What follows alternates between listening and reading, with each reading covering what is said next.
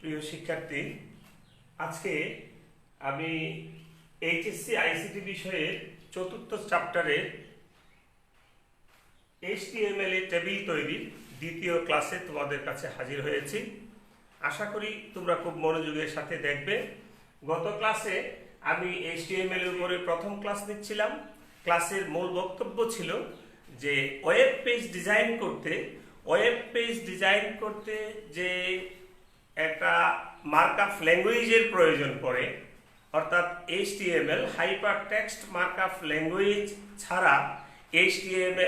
ছাড়া web page design করা সম্ভব হয় না।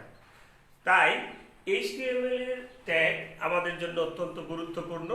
ট্যাগ কি, ট্যাগ কত প্রকার, ট্যাগ কিভাবে লিখতে হয়, এটার যে একটা বেসিক আইডিয়া, এটা আমরা গত ক্লাসে বোঝাবার চেষ্টা করেছি এবং একটা টেবিলও আংশিকভাবে তোমাদের সামনে তুলে ধরেছিলাম।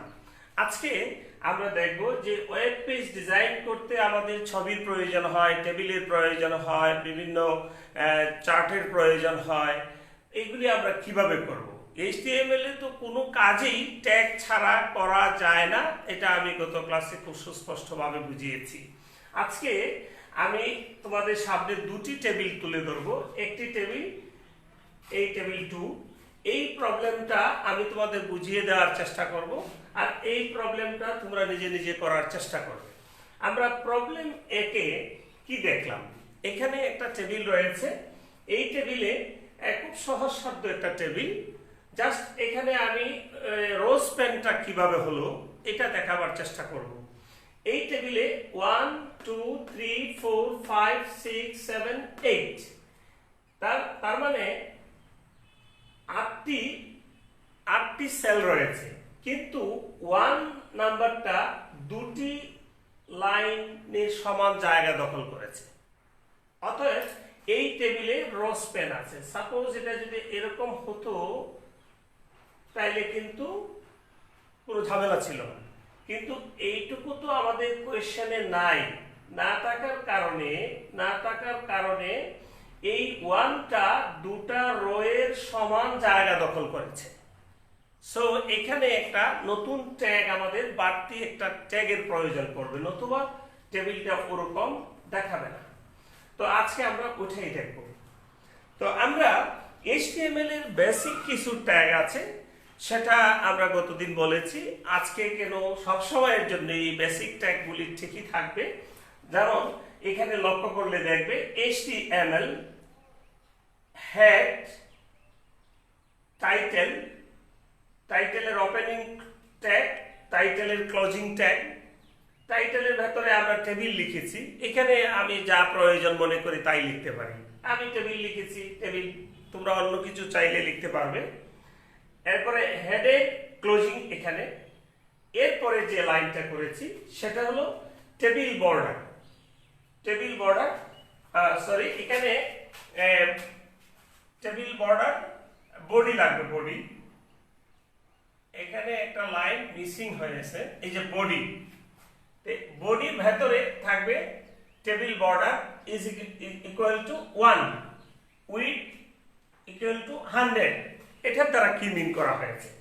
এখানে যদি আমি টেবিল বর্ডার 1 উইথ 100 না দেই তাহলে কি সমস্যা হবে এটা আমি একটু পরে বলছি।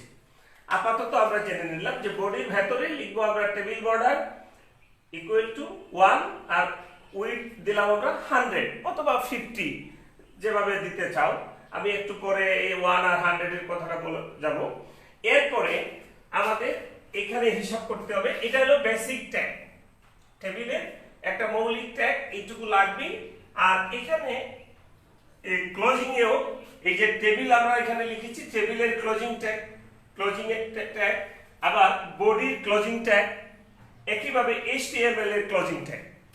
এগুলি মৌলিক ট্যাগ, এগুলি লিখতে হবে। এখানে কোনো খুব একটা চেঞ্জ লক্ষ্য করা যায় না। মূল সমস্যাটা হবে আমাদের যে মূল যে কন্টেন্ট, যে বডিটাতে আমরা কি লিখলে আমার টেবিলের পরিবর্তন আসবে।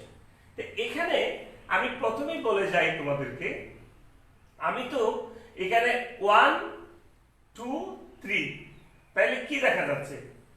1 একটা কলামে আছে, 2 আর একটা কলামে আছে, 3 3 আর একটা কলামে আছে, তাহলে 3টা কলামে আছে। আমার 1 2 3 এই লেখাটা 3টা কলামের মধ্যে রয়েছে। তাহলে এখানে টি আর দিয়ে শুরু, টি আর মানে হলো টেবিল রো, টেবিলের রো টি আর ওপেনিং আর টি আর ক্লোজিং, টি আর ওপেনিং টি আর ক্লোজিং। এখন এটার মাঝখানে আমি কি লিখবো? মাঝখানে লিখবো যে কয়টি ডেটা আছে আমার, একটা ডেটা, দুইটা ডেটা, তিনটা ডেটা। তিনটা ডেটা যেহেতু আছে তাহলে আমি লিখবো টিডি টিডি টিডি। এই 3 লাইন আছে আমার টিডি, টিডি মানে টেবিল ডেটা। এখানে এই টেবিলে আবার একটা, দুইটা, তিনটা ডেটা আছে। প্রথম 1 2 3, তিনটা কলামে তিনটা ডেটা আছে, এই জন্য টিডি টিডি টিডি, তিনটা টিডি হবে, তিনটা টিডি হবে। তো এই তিনটা টিডি, এখন আমরা আরো কিছু কথাবার্তা লিখেছি, এই কথাগুলি খুব ইম্পর্টেন্ট, না লিখলে প্রবলেম হবে। টিডি রো স্প্যান আমি বলেছি, রো স্প্যান বলতে বুঝিয়েছি যে এই প্রথম যে 1 লিখেছি, 1 সমান দুটি রো এর সমান জায়গা দখল করেছে। এই যে এটা একটা রো, একটা রো, এইটা আরেকটি রো, এই জন্য 1টা দুটি রো এর জায়গা দখল করেছে বলে আমি এখানে ডিক্লেয়ার করে যাচ্ছি যে রো স্প্যান ইকুয়াল টু 2। যদি 3টা রোর জায়গা দখল করত তাহলে আমি এখানে লিখতাম রো স্প্যান ইকুয়াল টু 3। এখানে রো স্প্যানটা আসলে 2 না 3 এটা আমাদেরকে উল্লেখ করে যেতে হবে। রো স্প্যানটা আসলে 2 3 4 কত তা আমাদের উল্লেখ করে যেতে হবে, নতুবা রো স্প্যান আমাদের প্র্যাকটিক্যালি দেখাবে না আউটপুটে। এই জন্য আমি এখানে রো স্প্যান ইকুয়াল টু 2 আর align is equal to centre আর একটা শব্দ লিখেছি। সেন্টারকে আমি এখানে কি করেছি, সেন্টারকে ইনভার্টেড কমা ভেতরে লিখেছি, 2 কে ইনভার্টেড কমার ভেতরে লিখেছি। তো align is equal to centre আমি লিখলাম কেন? সেন্টার লিখেছি যে এই যে 1 যে নাম্বারটা এই খোপের ঠিক মধ্যখানে অবস্থান করবে। যদি আমি সেন্টার শব্দ না লিখি তাও আমার টেবিল হবে, কিন্তু এই 1টা আসবে এক সাইডে, 1টা আসবে এক সাইডে। তো আমি চাচ্ছি না যে আমার 1টা এক সাইডে আসুক, আমি মনে করেছি যে ডিজিটটা মিডল থাকলে ভালো দেখা যাবে। তো যেহেতু আমি ভালো চাই মিডলে রেখে, কাজেই এটা রাখার ট্যাগও আমাকে ব্যবহার করতে হবে। ট্যাগ হলো align is equal to centre, তার মানে ওই অ্যালফাবেট বলি, কোনো নাম্বার বলি, যাই লিখতে চাই, কোনো একটা ক্যাপশন হতে পারে, কোনো টেবিলের ভেতরের একটা টেবিল হেডার হতে পারে, এটা ঠিক এখান থেকে শুরু করা যায়, আবার ঠিক মাঝখানেও লেখাটা থাকলে ভালো দেখা যায়। এরকম আমরা যদি মনে করি তাইলে আমাকে ডিক্লেয়ার করে যেতে পারে হবে যে alignment is equal to centre. এরপরে আমরা কি লিখবো? 1। আমার এখানে কি আছে? 1 আছে, এই 1 লিখলাম। 1 লিখার পরে ওই যে টিডির ওপেনিং ছিল, টিডির ক্লোজিং ট্যাগ দিলাম। তার মানে এতক্ষণে আমার এই 1 লেখার কাজটা শেষ হলো। যদি এখানে 1 এর মধ্যে দুটা রো এর রো স্প্যান না থাকতো তাহলে আমাদের এই কথাগুলি থাকলো না, মানে rho span is equal to 2, align is equal to centre, এই দুটা কথা থাকতো না যদি 1 যদি একটা রো এর সমান জায়গায় দখল করত। কিন্তু আমাদের দুটা রো এর সমান জায়গা দখল করার কারণে এখানে আমরা রো স্প্যান ডিক্লেয়ার করে দিয়েছি। এরপরে আসি আমরা যে আমরা এই 2 লিখবো কিভাবে। তো 2টা আছে এই কলামে, সে কিন্তু আর ডাবল রো দখল করে নাই, এই 2 এ কিন্তু ডাবল রো দখল করে নাই, তার মানে এখানে রো স্প্যান বলতে হবে না, রো স্প্যান ডিক্লেয়ার করব না আমরা।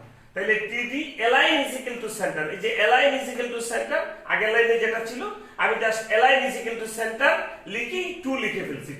2টা আমার এই সেলের ঠিক মাঝখানে বসতে চাই, এই জন্য আমি align is equal to centre দিয়ে এখানে 2 লিখেছি, আর টিডির ওপেনিং টিডির ক্লোজিং, এই 2 লেখা হয়ে যাবে। এখানে আর রো স্প্যান নাই, এই জন্য রো স্প্যান আমি ডিক্লেয়ার করিনি। আমাকে তো কোয়েশ্চনটা এইভাবে দিয়েছে, কোয়েশ্চন অনুযায়ী আমাকে ট্যাগ লিখতে হবে। এরপরে আমাদের 3 আছে, তো 3 যদি আমি লিখতে চাই একইভাবে, এখানেও তো রো স্প্যান নাই, তাহলে ওই যে টিডি align is equal to centre, এরপরে অ্যাঙ্গেল ব্র্যাকেট দিয়ে ওই 3 ডিজিটটা লিখবো, 3 ক্লোজিং টিডি, তার মানে 3 লেখা হয়ে যাবে। এই 1 2 3 হয়ে গেল। এখন প্রশ্ন হলো যে আমরা এখন 4 লিখবো। তো 4 লিখতে গেলে 4 তো এখানে আছে, 4 এবং 5, তাহলে কয়টা? একটা দুইটা, তাহলে দুইটা ডেটা আমাদের। তাহলে টিডি কয়টা হবে? এখানে আমি আর লিখি নাই, এখানে আমি আর লিখতে চাই নাই, জাস্ট তোমাদেরকে আমি ওই যেহেতু দুটা এখানে দুটা ডেটা আছে, টিডি দুটা, তাহলে আবার এখানে 1 2 3টা, আগের লাইনে কিন্তু 3টা ছিল, তাহলে এখানে একটা কম হবে, তো একটা কম হবে, একটা আমি মুছে ফেললাম, এইটা মুছে ফেললাম। আবার আবার আমি নতুন করে এটা লিখলাম।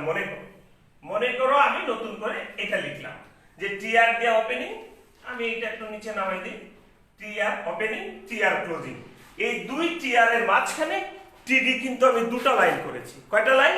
দুটো লাইন। কেন দুটো লাইন? আমার তো এখানে টেবিল ডেটা দুটোই আছে, 4 এবং 5, 4 এবং 5 দুটা টেবিল ডেটা আছে। তাহলে ওই 4 পাওয়ার জন্য আমি কি লিখব? টিডি align is equal to centre. আবারও বলছি, টিডি align is equal to centre. এখানে 4 আছে, সো আমি এখানে 2 বলবো না, 4 বলবো, আমাকে 4 লিখে দিই। তাহলে এটা হয়ে গেল আমাদের। একইভাবে আমাদের পরের ডেটাটা কি আছে? টিডি কি? 5। তাহলে আমি লিখবো টিডি align is equal to centre, এখানে হবে আমাদের 5 টিডি ক্লোজিং, আলটিমেটলি আমার 5 হয়ে যাবে। এইভাবে আমরা লিখতে থাকবো। তাহলে আমাদের কি গেল? 1 2 3 4 5 লেখা হয়ে গেল। এখন আছে 6 7 8। তো ওখানে আবার আমরা কয়টা ডেটা দেখছি? একটা দুইটা তিনটা ডেটা যদি থাকে তাহলে টিডি লাইন 3টা হবে, 3টা ডেটা থাকলে টিডি লাইন 3টা হবে। এটা আমরা বুঝতে পেরেছি, তাই না? এখন আবার তো আমি নতুন করে লিখবো, আমি নিচে লিখতে যাচ্ছি না অসুবিধার কারণে। তো আবার নতুন করে লিখবো, কি লিখবো? ওই যে টিআর দেয়া শুরু, টিআর দেয়া ক্লোজিং, আর মাঝখানে টিডি লাইন, এখানে 2 লাইন আছে, আমার এইটার জন্য 3 লাইন হবে, কারণ আমার তো ডেটা 3টা।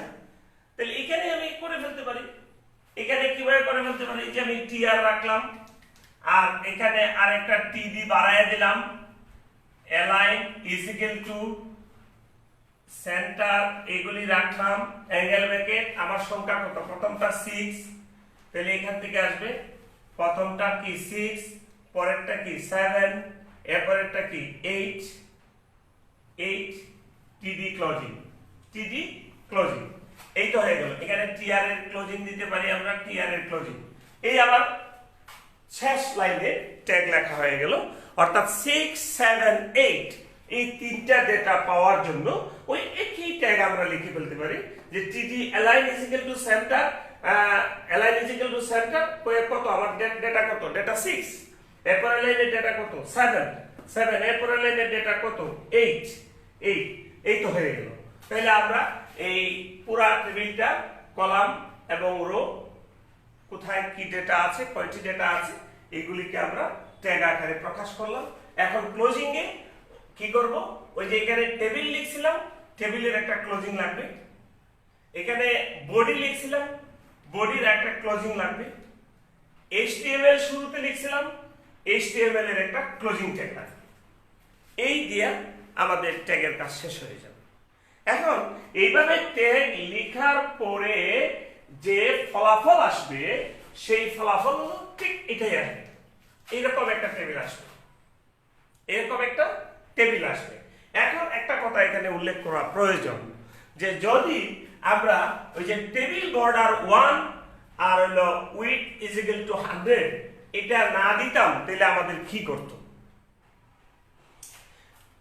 টেবিল বর্ডার 1 মানে হলো আমরা বলতে চাইছি যে, আমি একটু দেখাচ্ছি যে টেবিল বর্ডার 1 উল্লেখ না করলে কি হতো, না করলে রেজাল্টটা এইভাবে দিত।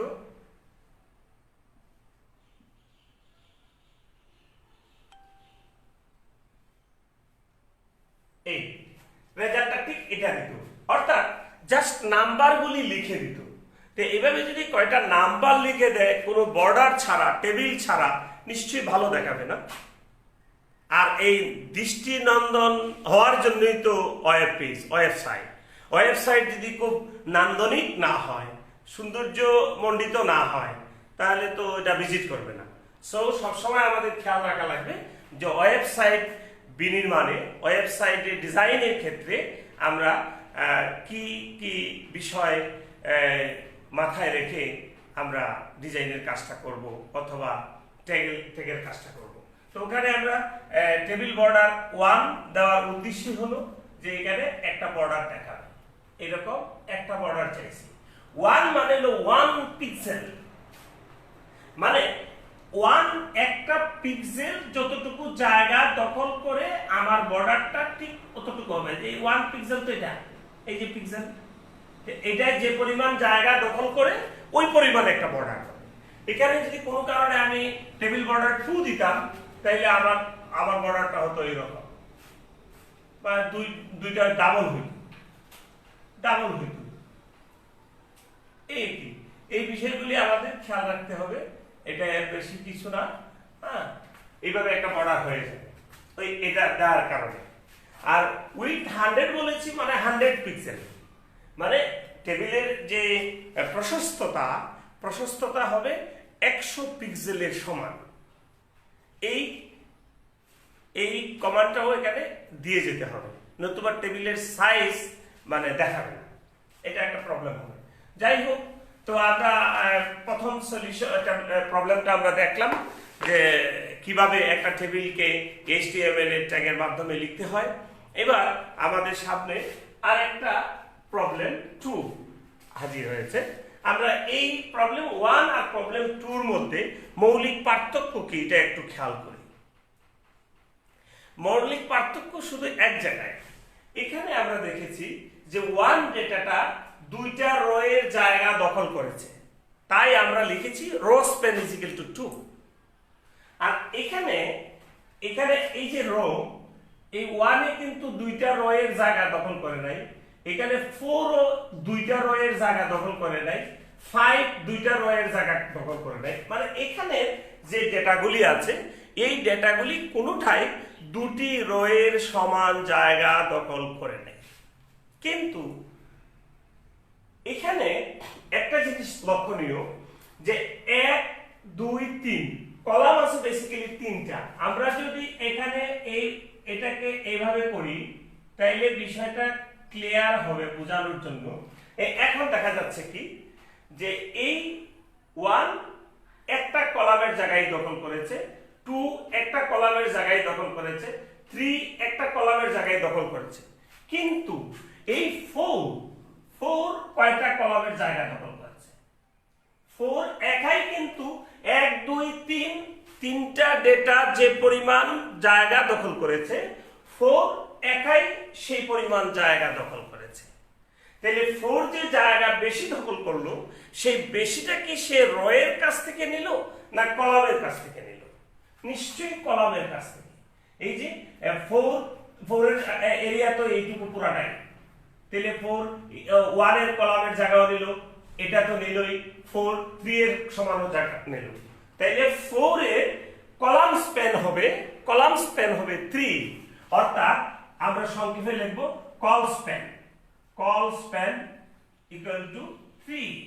এই কল স্প্যান আমরা 3 দেব যখন 4 ডেটাটাকে লিখব। আবার আমরা যখন 5 লিখতে যাব, 5 ডেটা যখন লিখতে যাব তখন 5 কিন্তু সে ওই একটা কলামের জায়গা একটা রো এর জায়গায় নিছে, সো এখানে কোনো ঝামেলা নেই, 5 নিয়ে কোনো ঝামেলা নেই। কিন্তু আবার যখন 6 লিখতে যাব, এখানে দেখা যাচ্ছে 6 এ ওই সমান দুইটা কলামের জায়গা দখল করেছে, অর্থাৎ এই জায়গাটুকু আর এই জায়গাটুকু মিলে সে দুটা কলামের জায়গা দখল করেছে। তার মানে 6 যখন আমরা লিখতে যাব তখন আমরা লিখব কল স্প্যান, তখন আমরা কল স্প্যান লিখব 2 ইজ ইকুয়াল টু 2। তাইলে আমরা মূলত এই টেবিলে শিখবার চেয়েছি যে রো স্প্যানটা কি রকম, আর দ্বিতীয় প্রবলেমে শিখেছি কলাম স্প্যানটা কি রকম, আর বাদ বাকি একই রকম থাকবে। যাই হোক, এখন আমি একটু নতুন করে দেখাই যাচ্ছি ওইটার আনসারটা কি হবে। আমি একটু আলোকপাত করে যাই যাতে এই জাতীয় সব সমস্যা তোমরা বাড়িতে নিজেরা সলিউশন করতে পারো। তো এখন এটার আনসারটা আমরা কিভাবে লিখব? এখানে প্রথমে যেটা হলো আমাদের HTML এরপরে আমরা দিব হেড, এরপরে টাইটেল, টাইটেল ওই আগের মতোই আমি টেবিল দিলাম, টাইটেল, টাইটেল। তো এরপরে আমরা দিব হেডের ক্লোজিং, এই যে উপরে যে হেড ছিল হেডের ক্লোজিং দিয়ে দিলাম, টাইটেলের ক্লোজিং দিয়ে দিয়েছি, HTML এর ক্লোজিং একেবারে নিচে দিব আমরা। তো এখানে এখন যেটা আমরা করব সেটা হলো table, table border, table border equal to 1 আর উইডথ ইজ ইকুয়াল টু 100। ঠিক আছে, এটা আমরা মেনশন করে গেলাম, টেবিল বর্ডারটা মেনশন করে গেলাম। এরপরে আসবে আমাদের বডি, বডি, বডির ভেতরে আমাদের কি থাকবে, বডির ভেতরে এখন আমরা ওগুলি লিখবো।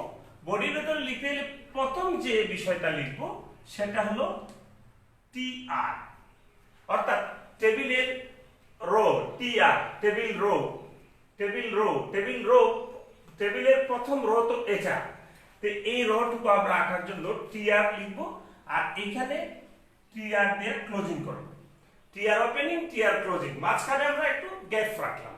গ্যাপ কেন রাখছি, এখানে 1 এর জন্য একটা ডেটা, 2 একটা ডেটা, 3 একটা ডেটা, তাহলে 3D লাগবে আমাদের তিনটা। কয়টা 3D লাগবে আমাদের? তিনটা 3D হবে, এটা আমরা আগাম বুঝতে পারলাম। এই পরিমাণ জায়গায় আমি এখানে লিখেছি 3D একটা, 3D দুইটা, 3D তিনটা। তো 3D লিখে এখানে কিন্তু কলাম স্প্যান নাই, রো স্প্যান নাই, কিছুই নেই। তাহলে শুধু আমরা লিখব TD align, align is equal to center, মানে TD যে ডেটাটা সেন্টার পয়েন্টে বসবে, কলামের ঠিক মিডলে বসবে, এই জন্য আমরা align equal to center লিখব।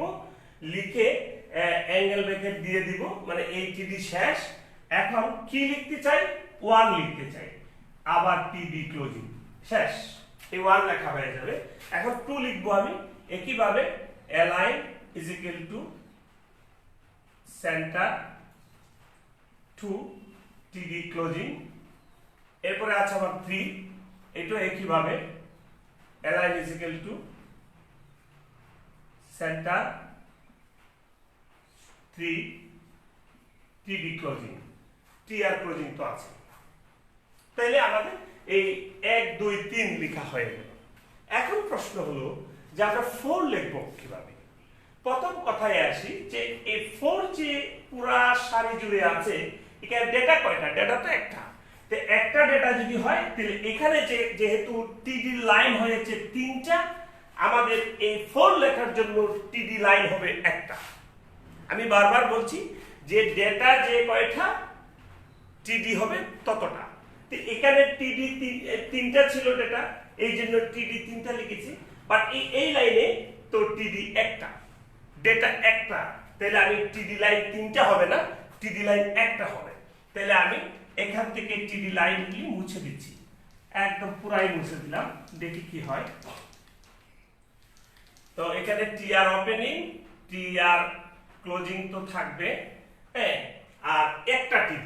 তো একটা TD তে এখানে কি লিখবো? আগে যেভাবে লিখছিলাম TD align is equal to center, align is equal to center, অর্থাৎ অ্যালাইনমেন্টটা হবে সেন্টারে, অর্থাৎ 4টা বসবে ঠিক মিডলে। এটা তো বলবো, এখনো বলবো, কিন্তু এখানে তো আরেকটা বাড়তি কথা আছে। বাড়তি কথা হলো যে 4 3টা কলামের জায়গা একা দখল করেছে, এই জন্য এখানে কলাম স্প্যান হবে 3, কল স্প্যান আমরা সংক্ষেপে বলি কল স্প্যান, কলাম স্প্যান হবে 3। তাহলে এখানে লিখবো আমি TD call span is equal to 3, আর লিখবো আমরা align is equal to center, center। এখন এখানে কি হবে? 4, ডিজিটটা হবে 4, আর হলো TD এর ক্লোজিং। এই তো শেষ। এই একটা ডেটা ছিল, একটা লাইনে লিখেছি, কিন্তু কিছু বাড়তি কথা বলেছি এখানে, এই যেটা আগের লাইনগুলিতে আসে নাই, এই কথাটা আমার যে ব্র্যাকেট আমি যে বক্সের ভিতরে রেখেছি যে কল স্প্যান ইকুয়াল টু 3, এই কথাটা বাড়তি ছিল, কারণ আমার 4 এরকম একটা বেশি জায়গা নিয়ে বসে আছে, এই জন্য তাকে কল স্প্যান দেখাতে হচ্ছে আমাকে। না দেখাইলে এইরকম হবে না, না দেখাইলে এইরকম হয়ে যাবে, তখন প্রবলেম হয়ে যাবে, প্রশ্ন অনুযায়ী উত্তর হবে। তো যাই হোক, আমরা এটা করে ফেললাম। এরপরে আমাদের 5 আর 6 দরকার। আচ্ছা, তাহলে 5 আর 6 কিভাবে লিখি একটু দেখি। 5 আর 6, তাহলে 5 6 ডেটা কয়টা? দুইটা, তাহলে টিডি দুইটা। তো এখানে তো একটা টিডি আছে, আমি আরেকটা টিডি এটার ভেতরে বসাই দিলাম টিডি। তাহলে 5 এ কি আছে?